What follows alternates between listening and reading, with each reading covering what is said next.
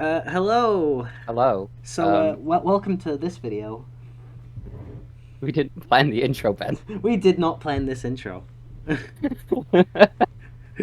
Do we keep going or? yes. Yeah, let's go. This is the first of a series of videos in which we will be talking about the characters in the series Senki Zesho Symphogear. This is the kind of we've kind of designed this series within the idea of like you can watch it while like being tabbed out and doing something else. So if like you're doing something else, you can have this on in the background if you want, or don't, whatever you want. We'll be going through all the characters. This episode's Hibiki. We'll start off talking about non-spoilery stuff, just general things about the character's personality and design, that kind of thing. And then we'll yeah, let you know when it's a big spoiler time. yeah, we'll clearly mark when we start talking about the spoilers, and then from there we'll go into like character arcs and things that happen later in the series. Yeah, don't expect this to be like a full, proper, serious character analysis thing. Nah, it's not a proper like big character breakdown. It's more just We're not doing a video essay, as you can tell by this opening. Yeah, we're just kind of casually talking about our thoughts. We've got some notes to go off, and that's about it. Okay. Okay, so to start off, Hibiki, for a protagonist for a magical girl show, she's very shonen-esque. She's got a lot of kind of tropes you'd see in a shonen protagonist, particularly Goku, because you know like the whole like training, eating, that kind of thing. Power of friendshipping. Yeah, power of friendshipping. Although that's not very Goku-like. It kind of makes her stand out a lot from like other magical girl protagonists I can think of off the top of my head. But like, yeah, I haven't. To be fair, I haven't finished. In terms of magical girl stuff you've watched, you've There's, seen the first series of Magical Girl Oracle Nanaha Yeah. and Madoka Magica. Yeah, it's like in terms of other magical girl stuff I've seen besides this, I've only seen Madoka Magica and the first season of Lyrical Nanaha, as you say. Like, I remember like thinking like, in neither of those would I particularly say Nanaha nor Madoka was like my favorite character. Yes. Yeah. Madoka Magica. Protagonist magic. Her name is Magica. Anyway, but yeah, like Hibiki very much stands out compared to those two. I wouldn't call Hibiki my favorite character of this show, but she's up there. Like probably like number 2. Pretty good. Or number 2 or 3, definitely. Yeah. We made a tier list at some point. We made a tier list at some point. Maybe we could do a video on that someday. Yeah. Going on, let's go into the music of Hibiki. Ah, yes. Scotland forever. Scotland. Got forever. fucking bagpipes. She uses the bagpipes. And she uses them well. She's as being of somewhat partial Scottish descent myself. It makes me proud. It single-handedly changed my mind on the bagpipes. I used to think they were the worst instrument, and now I quite enjoy them. They are now based. Indeed. As Rainbow Flower. As I said, is a very good one. Rainbow Flower is a really good one. Yeah. As I said in the last Symphogear video I did, she's very much like the lyrics of her songs are very much just like, I'm the hero. I'm going to protect my friends. That kind of thing. And it's like in one of them, she says she's not a hero, Ben. That is a fair point. Because she doesn't want to try and be a hero. She just wants to protect people because she's got friends. Imagine that. She's got Miku. I think they go. He's very gay for Miku. Yeah, that's it. I think they go a bit further than friends, but we'll get into that. Yeah. Talking about vocal talent, Yuki Aoi. Yeah. Yuki Aoi's she's a fairly somewhat well-known Japanese voice actor, kind of big. She's been in Speaking of Madoka Magica earlier. Speaking of Madoka Magica, yeah. Yuki Aoi's been who in a else lot is of she? stuff. She's Tanya in Yojo Senki. Yeah. She's bloody Sticks in Sonic Boom. Oh yes. Same person going around punching gods is talking about bloody how toasters are cameras from the government or whatever. Yeah, Yuki Aoi, very good voice. Yeah. She makes a lot of funny noises. Like a lot of funny noises. Yeah. It's a lot of noise. Wow! Yeah. You know the exact line I'm talking about there. Yeah. Let's go to should we talk about the Symphogear itself now? Yes. Okay. So So Gungnir, pretty cool gear. yeah, it's She can't do the spear thing. yeah We'll get into that in a second. Gungnir's spear later. You probably Yeah, know what Gungnir is anyway. yeah, it's Pretty yeah famous. Gungnir's a spear, but like Um, Hibiki but can't actually use the spear. It's not a thing she can do. no, she wants to. She wants to touch She people. she just Um, punches things. she wants to, she Touches wants them to up. hold people's hands and Yeah, make friends. So she doesn't manifest her weapon yeah, because she can leave her hands empty to make friends. But yeah, mostly she uses them to punch people. yeah. It's like the hand is the most diverse tool. It can be used to make friends, or it can be used to punch enemies. Fist. Used to fist. Determination to fist. Determination to fist. uh, So yeah, yeah. Gungnir, despite Hibiki seemingly having limited usage of it, it's surprisingly one of the more like interesting ones. Because She like has to learn martial arts. yeah, she has to learn martial arts to use it because she can't use the spear. And I think it's interesting because like when all the characters in something have like a specific power, usually the protagonist will have like the most down to earth simple one, or like No. or they'll have a like the most complex. Neither.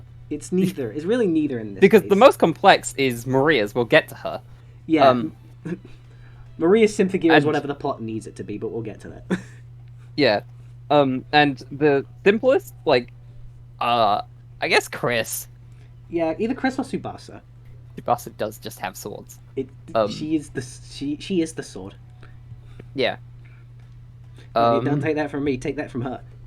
So yeah, Yeah. talk about Gungnir's mythological origins. It's fairly Okay, so this one's fairly well known. Yeah. So Gungnir is the spear of Odin. yeah, Pretty well known Yeah. because of the Marvel Cinematic Universe, mostly. Let's be real. yeah. I've heard Gungnir in a few other things as well. Yes. Like I Um, remember in like not going not going to describe it in too much detail because it's a spoiler for people who haven't seen it. But in the first Danganronpa, when Monokuma summons the Gungnir spear, yes. I remember that. It's said to be so well balanced that it won't miss, which, haha, Kanade. Yeah. Uh, We'll talk more about Kanade in the Tsubasa episode because I feel like she is relevant to both Hibiki and Tsubasa, but I feel like it's a bit more important to talk about Kanade in the Tsubasa episode, so we'll leave that Yes. till then. the only real context you need for Hibiki is that Kanade was the previous wielder of Gungnir Yeah, in the first episode. yeah. That's it. She was That's in it. the first episode. So yeah, I feel like in terms of character design, Hibiki's a nice. She's a decent design. Yeah. Really shows off her charm point. Yeah, the charm point.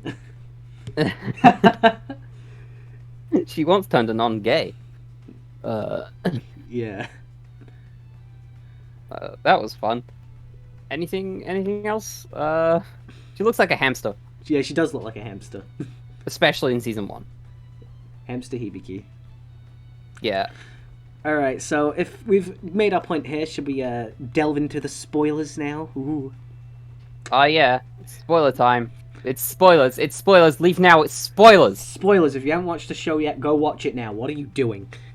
All right. It's time for the section in our notes titled "POV No Father Figure." Yeah, in our notes, for all the characters, we've gone with like stupid names for the spoiler sections, and for this one, we've gone with POV, no father figure.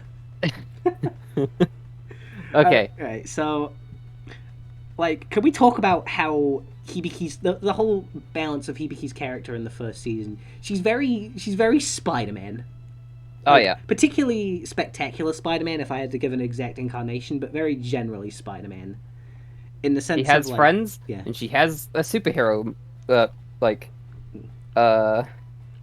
thing, like a superhero persona, and the two cannot meet. Yeah, Nope. the two constantly get in the way of each other. Except they do. It's like, yeah, in the first season, it's kind of like Hibiki's got a secret identity. She can't, no, her friends can't know that she's the wielder of Gungnir, and like Even Miku. not even Miku. And it's constantly like she'll make friends with she'll make plans with her friends and shit, and then have to like blow them off last second because surprise, there's been a noise attack in the city. Shooting stars. Yeah, she couldn't go see the shooting stars with Miku when they were kind of building. It made her quite mad. Yeah, it made her very mad, which brings us into the berserk mode. Berserk is really cool. Yeah, it was interesting because like I remember when it first happened in that episode. I thought it was like a visual gag, like, ooh, we're giving her these evil eyes to make her look all scary because she's pissed off. And then later on, it was just kind of like, surprise, it's an actual thing. Like, this is an in-canon form of Hibiki. Yep. Yeah. It's especially great when they call back to it in GX with a different character. Yeah. And they do it a couple times in X Drive Unlimited as well. Yeah. And, which is fun.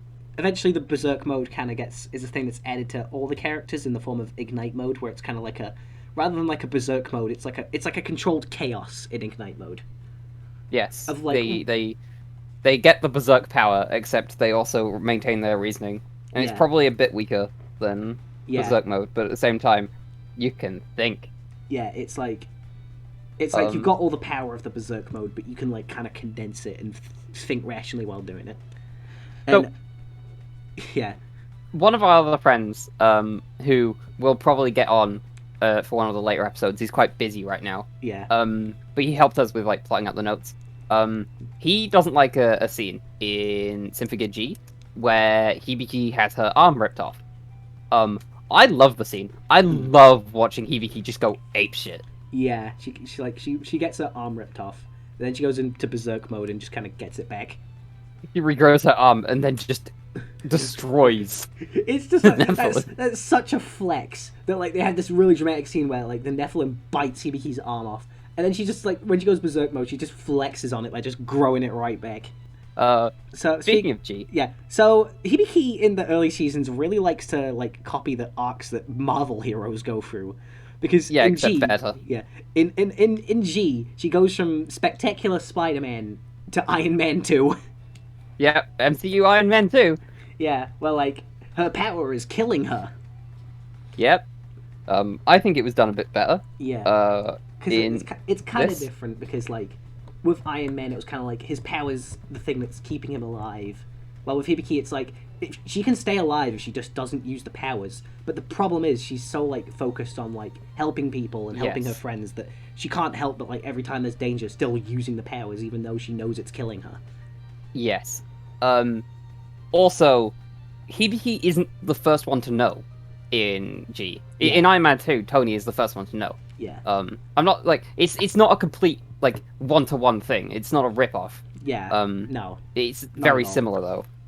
It's just similar. It's I'm when I say like, oh, he goes through the arc. I'm not saying like it's a rip-off, but like it's just very similar, and that's the first comparison that comes to my mind. I'm not saying like Symphogear stole from this or this. I prefer the Symphogear one because in Iron Man 2, admittedly, pretty like interesting solution, but as soon as he puts the arc reactor in, he's cured fully. Yeah. Like the metal in his blood literally goes away. Yeah. Which is kind of dumb. Whereas here, like Hibiki just gets rid of the entire Symphogear in her body. Yeah, the whole thing in one shot. Deletes the Symphogear. And it's part of episode 10. Yeah. Which is the best thing. Yeah, I think episode 10 does a really good job of showing like who Hibiki is as a person. Yes. Because it's also the solution to the Miku thing. We'll get to Miku later on. We don't have many notes written for Miku right now. Yeah, but... we will do a Miku episode, though. That will happen. Yes. We joke about Hibiki a lot. We joke about her being really dumb, but like her whole plan in that episode was actually really big brain. Fucking gigantic brain. Yeah, it's like, oh, we have to fight Miku, and she's got a Symphogear that deletes other Symphogears, and then Hibiki was like, had the genius of idea of, if my Symphogear I'm dying, and we have to get that Symphogear off of Miku so she stops being mind-controlled. Yeah. So what if I push us both into the laser? Yeah, pushes both into the Symphogear deleting attack. So she gets that, she loses the Symphogear, and Hibiki is no longer has the killing off, the Symphogear killing her. Yep. And then she goes and steals Maria's. Yeah. Can't have shit on the frontier. We'll get to that one later in the Mario video. Yeah. We've called her Mario in the notes. I called her Mario in the notes. Yeah. I'm taking full responsibility for this. Yeah. So yeah, and it was Symphogear G that introduced the whole survivor's guilt thing she has going on, isn't it? So, in episode 1, Hibiki goes to a concert, and everyone at the concert, except for her and Tsubasa, die. Yeah. Including Tsubasa's friend and partner, and the previous wielder of Gungnir. Yeah. That sort of weighs on Hibiki's conscience, because she was the only one to live. Yeah. She kinda, you know, like, she is It fucks her up. actually probably the direct reason that Kanade dies. Because if she hadn't been there, like, arguably Kanade could have, like, lived. Yeah. Through it. But, this is where she starts really expressing it, and she doesn't really start to deal with it until the next season. But it's set up. It's here. set up here, yeah. And it's, Unlike the rest of her GX arc. Yeah. So now Hibiki's taking arcs from Capcom games, particularly Mega Man X7 and X's whole arc of, which is essentially just violence. Yep. Yeah. So her GX arc is essentially just I don't want to because like the main villains are always human. Like the plot setups are the fight and noise, but the main villain's always a human and a person with a rationale. And Hibiki's kind of like, I don't want to fight. They have to direct the noise. Yeah, and Hibiki's like, well, I don't want to fight people if they have a rationale, and therefore it's theoretically possible for us to talk about our problems. And it's kind of like Symphogear can very often be guilty of talk no jutsu. Yeah. But like, they earn it. Yeah. Like, most of the time they earn it. Yeah. Like, the scene at the end of G was quite good. Yeah. I do appreciate how she talks down Maria. I don't appreciate a lot of Maria's stuff, but I actually quite enjoy that scene. Yeah. We'll get to Maria, I promise. Yeah, Maria's going to be an interesting video. We're going to make fun of her for the first few videos, and I'm sorry. Yeah. Maria fans, if you're watching this, like, we will get there. We will talk about it more properly when we get to it. But, yeah, it is kind of weird considering, like, what Hibiki went through in G and the things Hibiki said in G. Yeah. Where it's kind of like he resolves the fight. Yeah. In G. And then in GX, he's all like, ew, fighting. Yeah. I remember like the scene after the Stroganoff song where Hibiki accidentally cuts herself on the kitchen knife and was like, and then she's like, rather than just being like, ow, fuck, cut myself. Has a fucking, like, she has philosophical dilemma. She's like, this tool was not made to hurt people. And that had me laughing. I was on the floor. To be fair, it was also just after the beef stroganoff scene, which is inherently funny. Yeah. The beef stroganoff scene is placed in such a weird position. Like, like right after a serious fight, and then right before like Hibiki's meltdown. Yeah. But then we get into the other thing in Symphogear GX. Her dad. Yeah. Was admittedly, I think it was done alright. I think it was done pretty good too. I've seen a lot of... Not her best character arc. I've seen a lot of, like, shitty family member wants to do better character arcs, like, in, with, like, Endeavor in the recent seasons of My Hero Academia, and Teppei in Higurashi Go and Sotsu. And I kind of find it interesting that, like, with the first interaction between Hibiki and her dad, they set that up. Like Hibiki and, like, her dad are, like, trying to, like, sitting down and they're talking, and, like, Hibiki's dad's like, oh yeah, I want to do better, I want to change. And then he just, like, immediately after saying that, immediately goes back to being a fucking slime ball. Yeah.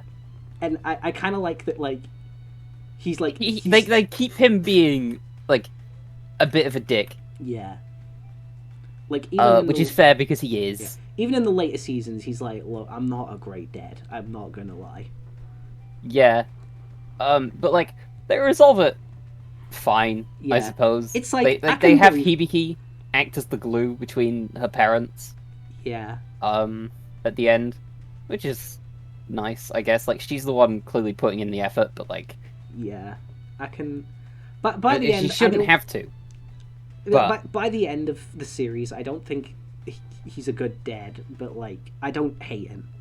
By the end. It helps that Hibiki's about to move out when the series ends. Yeah. She's gonna move in with Miku. Also, HJMW's thought. Yeah. HW, the guy who helped us write the notes here. Yeah. And will probably be around for the Kiriko and Shabe episode. Yeah. Maybe. It depends. We'll know when we get there. But yes. Yeah. So his Hibiki thoughts. in season 1 is kind of a mirror image of her dad, where she runs away from her problems and is afraid of hurting people close to her, but in the end sort of drives people away because of it. Yeah. And she has to learn to communicate clearly. Oh, what's that? Series theme? Ah! Oh, a series theme. He wrote that. He left us a series theme. Ah! And it's part of the whole dads thing. Yeah. That's pretty common in the series. So most of the characters have some sort of parental figure set up. Yeah. So like, we can probably you got Tsubasa and her dad. Yeah. That's as vague as I'm gonna be. We'll get you got into Chris that. and her parents. They're dead. Lamau, imagine. You got Can't wait to get to the Chris Mario, Maria. You've got Maria and the tomato. Yeah. No, we'll not elaborate. I And think you've got Zababa, and they don't have parents. Yeah, they just don't. It doesn't come up. The real Pot's much. no father figure. Okay, but in terms of good things from GX, want to talk about that time she literally punched through a mountain? Yeah, that was really cool. I like that. She made K2 the third tallest mountain in the world. Yep. Which is, you know, pretty cool. Pretty cool thing. Yeah. She got help from Chris. Fuck. She jumped on her shoulders and shoved her crotch in Hibiki's face. There's no way to put that in any other way other than that. It's exactly what happened. It's exactly. Hibiki was embarrassed because she's gay. That's not who she's gay for, but we'll get into that. Alright, axes. She doesn't do much in axes. She doesn't really. The most notable thing she enacts change in others in axes. It got focuses more on other people's character arc. I guess she's most like Goku in X's then, in the sense that she's more of a flat arc character. Yeah. Changes she others enacts rather change. than changing herself. Well, in Axis, she essentially manages to succeed in what she failed in with GX, where she was trying to reach out to Carol and failed. And then Carol died. Yeah. Sad. Not forever. We're going to be talking about XV. We're also gonna talk about Carol. We are going to probably talk about Carol maybe. Yeah. In the future. So. Yeah, but I think the main thing I think the ultimate culmination of Hibiki being the one to change others rather than changing herself in X's is the fact that she is pretty much one of the final bosses. Happy birthday, you're the final boss. Yeah. As we put it in the notes. Because one of the what was it? 4 final bosses? Yeah. More final bosses. Axes. More final bosses than a goddamn Final Fantasy game. We get it, Axes. You're a good series. You didn't need to go this far. Yeah, but yeah, she was kind of the final boss, and trying to get Hibiki back. Everyone teamed up and worked together, and I think that's the ultimate. Oh wow! I wonder who wrote this note. Yeah. Here's a hint. It wasn't us. Yeah, this is a HMW. Anyway. So, yes, Hanasaki Yuki, the first time she goes Amalgam, the fact that she has a stand, canonically. Yeah. The duet was actually in the live concert before XV. Yeah. Which was fun. They revealed the duet that it always should have been, quite frankly. Yeah. In a live concert, which is fun. Continuing on XV, should we talk about Metanoia? Ah, yes. The attack. Hug. The attack, not the. It's like I love how like Symphogear's got this thing whenever they use a special move, like the screen pauses and it's like attack name, and we just see that when like Hibiki goes into hug for the hug, and it just goes Yes. metanoia, and that's the name of the attack. And It's also the name of the opening because Hibiki, in every season except for GX, she has a special attack named after the opening, which she uses in the final battle. Yeah. In GX, in GX she has Glorious Break instead. Yeah. Exterminate does appear in XDU, but yeah, not in the main series. Yeah, I think in terms of XDU, it's going to be mainly U1 there. We can talk about edgy Hibiki in the end of this if you want, or do I want to leave that for another video? We should probably just do a XDU video in the future because we don't have that much. We haven't seen that much of XDU. We've seen bits and pieces, but like I've read 2 of the stories. Yeah, I've read the first edgy Hibiki story, and beyond that, just a few of the small stories. Yeah, which is more than our friend has. Yeah, and he's the one who got us into the series, and we've already consumed more Symphogear than him. Yeah.